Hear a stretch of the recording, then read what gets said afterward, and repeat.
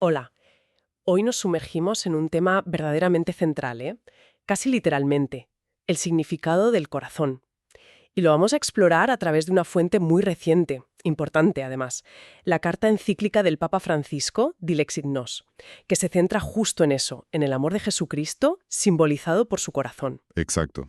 Un tema con muchísima miga. Pues sí, nuestra misión hoy es, bueno, ir un poco más allá de lo superficial, ¿no? Queremos entender por qué se usa este símbolo, que es potentísimo, qué raíces tiene, históricas, filosóficas, y sobre todo, qué nos dice hoy, qué relevancia tiene en este mundo nuestro, que a veces llamamos líquido, tan rápido, quizá un poco perdido. Vale, vamos a desgranar esto. Hay una riqueza sorprendente aquí, de verdad. Efectivamente. Y el análisis que propone el documento es fascinante, porque lo que busca es recuperar el concepto de corazón, pero no como el órgano, claro, sino como el núcleo íntimo de la persona. Ese centro, donde se junta todo, pensamiento, sentimiento, voluntad. Algo que, bueno, parece crucial redescubrir hoy en día. Empecemos por ahí, si te parece, porque poner el foco en el corazón justo ahora. La encíclica sugiere que es como un antídoto necesario, ¿no? Frente a tanto ruido, tanto consumismo, quizá tanta falta de mirar hacia adentro. Pero, ¿qué entiende exactamente por corazón? Porque no es solo la emoción pasajera, ¿verdad? Para nada. Va mucho, mucho más allá del sentimiento de un momento. El texto, de hecho, hace un recorrido muy interesante. Rastrea la palabra griega cardia hasta sus orígenes, en la cultura clásica. Autores como Homero, Platón, para ellos ya significaba lo más hondo del ser humano, el centro del alma, el centro espiritual. Y era el lugar donde estaba no solo el sentimiento, ojo, sino también el pensamiento, la voluntad, las decisiones importantes, un centro que unifica, ¿sabes? Y esa idea resuena muchísimo también en la Biblia, claro. Pienso ahora en esa frase de la carta a los Hebreos sobre la palabra de Dios que discierne los pensamientos y las intenciones del corazón. Es potentísimo. Totalmente. O el famoso episodio de los discípulos de Maús, cuando se dan cuenta y dicen, no ardía nuestro corazón dentro de nosotros mientras nos hablaba. Aunque estaban hechos un lío, algo muy profundo se estaba moviendo ahí dentro. Exacto. El corazón representa esa sinceridad última. Las intenciones de verdad, nuestro yo auténtico, más allá de las máscaras que a veces llevamos. Hay un ejemplo bíblico muy gráfico que se menciona, el de Sansón y Dalila. Ella le echa en cara que su corazón no está con ella, ¿recuerdas? Hasta que él, al final, le abrió todo su corazón. Le revela su secreto, su punto débil. Su vulnerabilidad total. Eso es nuestra verdad más íntima. A veces tan oculta que ni nosotros la conocemos bien, como advierte Jeremías. Por eso la sabiduría de Proverbios aconseja, con todo cuidado vigila tu corazón, porque vivir solo de apariencias sin conectar con ese núcleo, pues, nos hace daño. Me ha encantado la anécdota que cuenta el Papa de las galletas mentiras.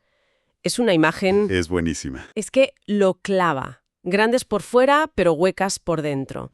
Ilustra perfectamente esa idea. Algo puede parecer la bomba, pero si le falta corazón, si no tiene sustancia dentro. Pues al final no alimenta, no sostiene. Es una metáfora genial, sí. Y nos lleva de cabeza a las preguntas existenciales que, según la encíclica, todos deberíamos hacernos, y que salen de ahí, de ese espacio interior. ¿Quién soy yo en realidad? ¿Qué busco de verdad en la vida? ¿Cuál es el sentido último de todo esto? Son preguntas que nos devuelven, queramos o no, a nuestro propio corazón. El texto insiste mucho en que este mundo líquido necesita redescubrir el corazón, urgentemente. ¿Podemos profundizar un poco en eso de líquido? ¿A qué se refiere exactamente? Pues se refiere a esa sensación de que todo fluye, de que no hay puntos fijos, ¿no? Algo muy típico de nuestra época. El ritmo acelerado, el bombardeo tecnológico que nos saca constantemente hacia afuera, la dificultad para pararse a pensar, todo eso contribuye a que la interioridad como que se evapore un poco. Corremos el riesgo, como ya decía Juan Pablo II, de perder nuestro centro, de quedarnos sin ese corazón entendido como raíz, como hondura. Entiendo. Pero ojo, que esto de minusvalorar el corazón no es de ahora, ¿eh? El documento señala raíces históricas más antiguas. Ciertas filosofías, como el racionalismo puro, o el idealismo, o el materialismo, cada una a su manera, tendieron a poner por encima la razón o la voluntad de hierro, y dejaron el corazón, los afectos, la intuición, el amor, como en segundo plano. Quizá lo veían demasiado impreciso, blando, ¿sabes? Como si no fuera serio. Algo así. Y a veces se olvida que es precisamente el amor que nace en el corazón lo que puede unificar todas las partes de la persona. Aquí es donde se pone realmente interesante, creo yo. Si quitamos valor al corazón, ¿qué perdemos exactamente? Porque el texto sugiere que es mucho más que ponerse sentimental.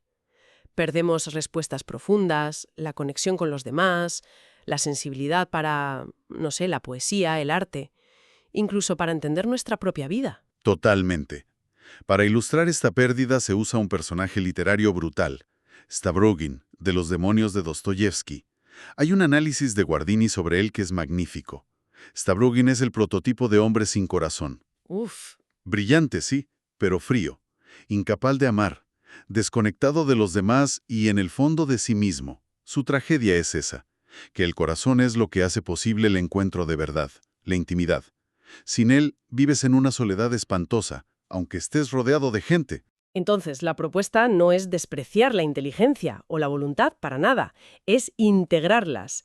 La encíclica dice algo así como que todo, la inteligencia, la voluntad, la memoria, la imaginación, debería estar al servicio del corazón, como si fuera su dominio político. ¿Es así? Exactamente. No se trata de un sentimentalismo que anule la razón, ni mucho menos. Se trata de poner el amor y la verdad que hay en el corazón como el centro que lo une todo en la persona. Y aquí viene una idea muy potente para hoy. El corazón tiene algo único. Es menos predecible, menos programable, digamos, menos manipulable que el pensamiento lógico o el pura fuerza de voluntad. Claro. En esta era de algoritmos que intentan predecirnos y dirigirnos, el corazón mete una variable de libertad, de misterio, de autenticidad que no se puede reducir. Es clave para una visión humana completa. Incluso se atreve a citar una lectura de Heidegger que dice que el corazón puede oír la voz del ser, dejarse tocar por la realidad profunda de las cosas. Eso es muy hondo. Sí, sí, lo es. ¿Y cómo nos ayuda esto a conectar con los demás? Pues precisamente porque esa apertura a la realidad profunda incluye la realidad del otro. El corazón hace posibles los vínculos auténticos. Se opone de lleno al narcisismo que tanto vemos, a esa pérdida del deseo de la que hablan algunos filósofos, donde el otro deja de ser persona y se convierte en un objeto de usar y tirar, o simplemente desaparece de nuestra vista. Como si no existiera. Eso es. El corazón permite esa paradoja tan humana, valorarte a ti mismo en lo hondo y desde ahí abrirte de verdad al otro. Reconocer al otro es parte esencial de llegar a ser tú mismo. Me recuerda ahora a la figura de María en los Evangelios. Se dice de ella que guardaba todas estas cosas ponderándolas en su corazón, como si estuviera uniendo los hilos de una historia complicada, ¿no? Dándole sentido desde dentro. Es una imagen perfecta. De hecho, el verbo griego que se usa ahí, symbalein, significa literalmente poner junto, unir. De ahí viene nuestra palabra símbolo. Ah, mira. El corazón une, integra, busca sentido. Y esto conecta con una defensa muy bonita de lo humano frente a la frialdad de una inteligencia solo artificial. Se menciona la poesía, el amor, claro, pero también esos gestos concretos cargados de ternura, como el recuerdo de una abuela sellando empanadillas caseras con un tenedor. Qué bonito. Esos detalles ordinario-extraordinarios que nacen del corazón son imposibles de replicar por un algoritmo. Entendido. Así que el corazón es ese lugar donde se une toda la persona, cuerpo, alma, espíritu, y donde al final, a través del amor, encontramos nuestra identidad más plena. Y fíjate cómo esto aterriza en una crítica social muy directa. Un mundo que pierde el corazón, advierte la encíclica, se vuelve insensible al sufrimiento. Pone el ejemplo terrible y tan actual de las abuelas que lloran a sus hijos o nietos muertos en las guerras. Durísimo. Si podemos ver esas imágenes y que no nos duelan, que no nos parezcan intolerables, es una señal peligrosa. Es un síntoma de que nuestro mundo, como colectivo, está perdiendo el corazón. Entonces, ¿qué significa todo esto para cada uno? La pregunta final de esta parte es directa y muy personal. ¿Tengo yo corazón? ¿Estoy conectada con mi propio centro? ¿Con la realidad profunda de los demás? ¿Con lo que de verdad importa? Es una pregunta que interpela. Desde luego. ¿Y cómo se lleva esta idea del corazón al terreno más espiritual?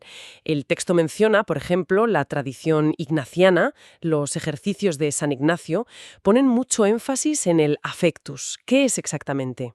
El affectus es ese querer profundo, esa emoción interior que viene del corazón. Va más allá de la pura reflexión con la cabeza. San Ignacio buscaba que la persona sintiera por dentro la verdad que estaba contemplando. La fe, argumenta la encíclica en esta línea, no es solo creer con la mente. Implica al corazón que ama, que confía, que adora. Cita a San Buenaventura, un místico franciscano, que decía que prefería sentir el fuego del amor de Dios antes que simplemente entender su luz. Qué bueno. Y ahí encaja perfecto el lema del cardenal Newman, cor a cor loquitur, el corazón habla al corazón, apunta a esa relación personal, íntima, de tú a tú con Dios, con Cristo. Newman lo vivía especialmente en la Eucaristía, ¿no? Exacto. Y este corazón despierto, digamos, no solo cambia a la persona individualmente, tiene la capacidad de unir comunidades, de crear lazos de hermandad reales. De hecho, ya el Concilio Vaticano II, como recuerda el texto, hizo un llamamiento urgente a un cambio de corazón. Era la raíz necesaria para sanar los desequilibrios y las injusticias del mundo. Claro. Porque al final todos esos desequilibrios nacen en el corazón humano. Es como volver a esa interioridad profunda donde Dios espera, como decía un documento clave del concilio, la Gaudium et Spes. Pero ojo, advierte la encíclica, no se trata de un viaje interior para quedarse uno solo consigo mismo. No, claro. Nuestro corazón es frágil, está herido por nuestras propias, nuestras meteduras de pata y contradicciones. Necesita ser sanado y fortalecido por un amor más grande. Y ahí es donde entra la figura del corazón de Cristo. Sí, el corazón de Cristo se presenta justo como la fuente de ese amor que sana y transforma. Se le describe como el centro que une todo, incluso como el corazón del mundo, el lugar donde el amor de Dios y el amor humano se encuentran perfectamente. Entremos entonces en la devoción específica al corazón de Cristo, que a veces, puede generar algunas dudas o parecer algo antiguo. El texto aclara bien que no se trata de adorar el órgano físico, el músculo, ¿verdad? Correcto. Eso es fundamental entenderlo. El corazón físico es el símbolo, claro, pero lo que se adora es a la persona entera de Jesucristo, en su totalidad y sobre todo en la totalidad de su amor. Un amor que es a la vez divino porque es Dios y humano porque se hizo hombre. Un amor que se expresó a través de su corazón humano. Exactamente.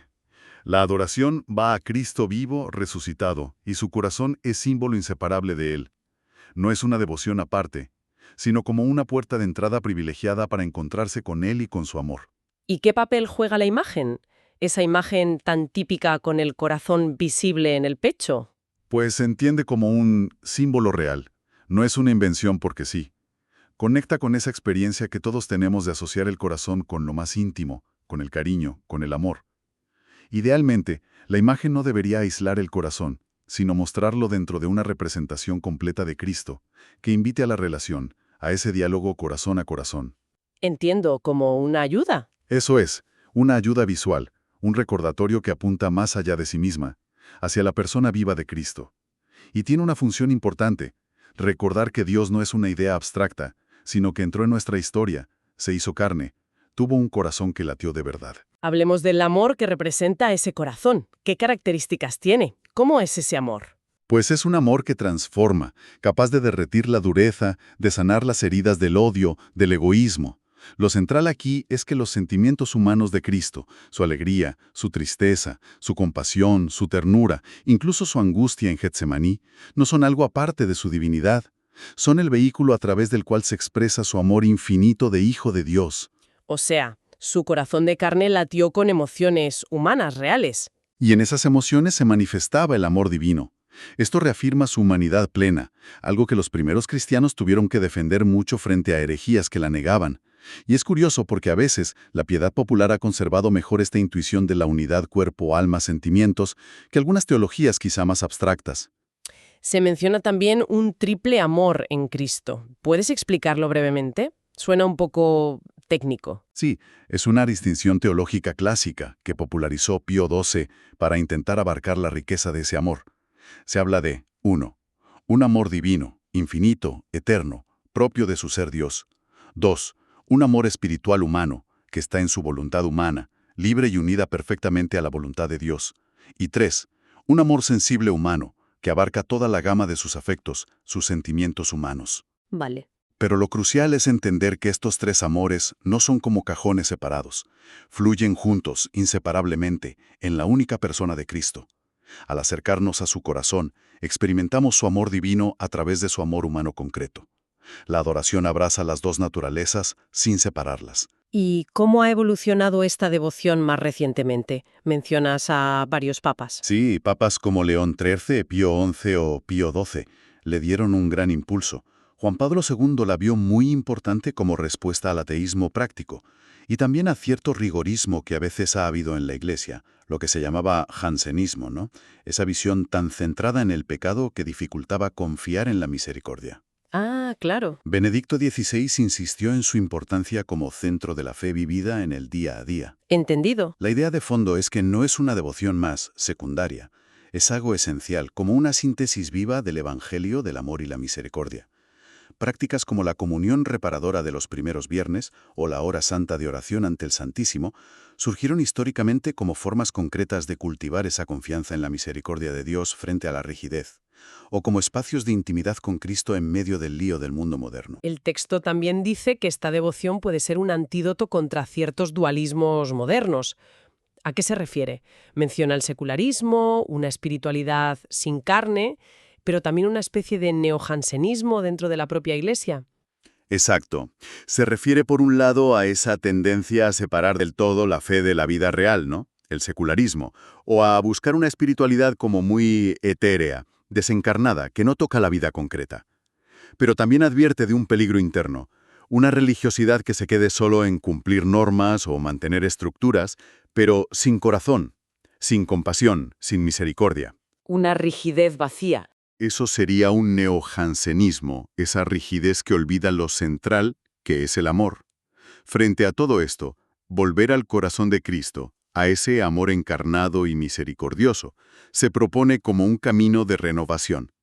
Al final, se trata de confiar a tope en la misericordia infinita de Dios, como lo expresó también Santa Teresita de Lisieux con su Caminito de Confianza.